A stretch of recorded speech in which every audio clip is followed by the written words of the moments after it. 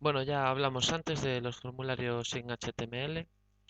Para crear un formulario es muy sencillo. Simplemente tenemos que introducir la etiqueta form, indicarle un action que vendría siendo donde vamos a mandar los datos que carguemos en el formulario y un método que tendríamos dos posibilidades. Una es post que pasa los datos codificados. Los usuarios no podrían leerlos, y el método get, que los datos pasarían en la URL del navegador y todos los usuarios podrían leer sin ninguna clase de problemas los datos que van por ella. Existen diversos tipos de formulario. Aquí tenemos dos ejemplos en este caso, por ejemplo, de entradas tipo texto. Les damos y, y un tamaño size, que vendría siendo el número de píxeles que ocupará la barra, estas barras todas, y max len, que es el número máximo de caracteres que podemos introducir en cada una. Si, por ejemplo, queremos introducir un valor de, digamos, referencia dentro de un campo de texto, lo que tenemos que hacer es designarlo con la etiqueta value y le ponemos lo que queramos dentro. Una vez el usuario, podemos ver aquí cómo sale, y una vez el usuario pinche, eh, desaparece, bueno, hacemos desaparecer el valor y escribimos lo que tengamos que escribir.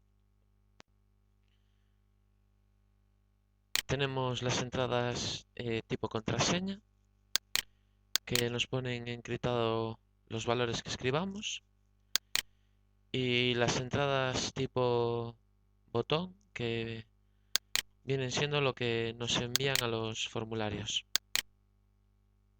o que enviamos los formularios. Bien, dentro de los formularios tenemos las entradas tipo radio, que son de este estilo.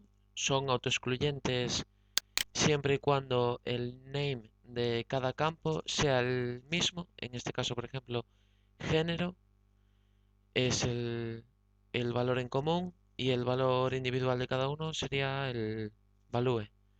En este caso también hacemos que con checker, que mujer en este caso sea el caso predeterminado. Si queremos, podemos cambiar y seleccionar el valor que necesitemos para cada caso. Un caso parecido pero opuesto al anterior que hemos visto sería el caso de las cajas de chequeo, checkbox, que son estas conocidas por todos, que al contrario que las otras podemos marcar las que queramos y nunca se autoexcluyen entre ellas. Las designamos de la siguiente manera con checkbox, y dentro del nombre pues indicamos un identificador para cada una. En el caso de correo pues correo, en el caso de email por email.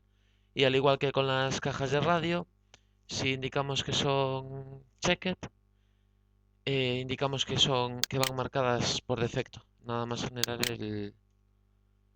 el documento. Existen también los formularios de área de texto. Vendrían siendo la manera de indicarlos esto: text area, un nombre, número de columnas y número de filas. Le podríamos introducir un valor por defecto dentro del área de texto, o indicar que no llevase nada dentro y que ya lo cargará el usuario. Aquí vemos los dos ejemplos.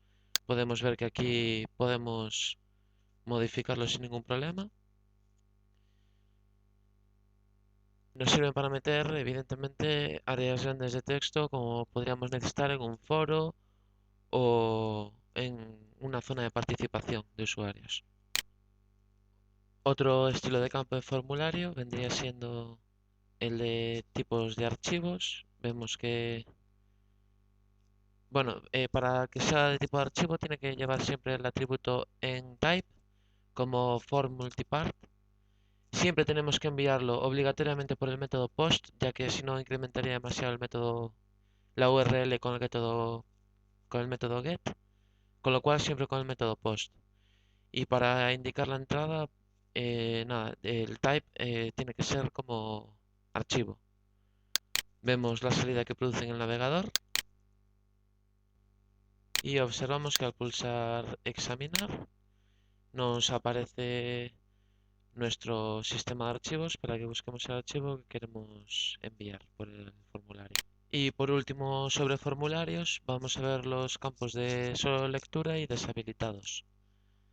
Aquí podemos ver cómo se designan. Hay que en el de solo lectura indicar read only con el valor read only. Podemos meterle un valor dentro del campo y indicamos que es de texto y el tamaño.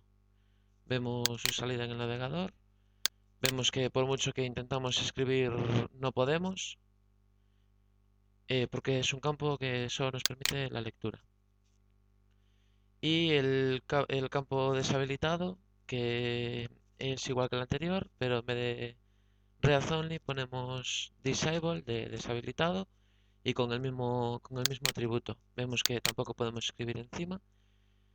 Y nada, qué decir de estos tipos de formulario, son muy útiles cuando tienes áreas a las que solo quieres que hagan cierto tipo de usuarios de tu página web y, y eso.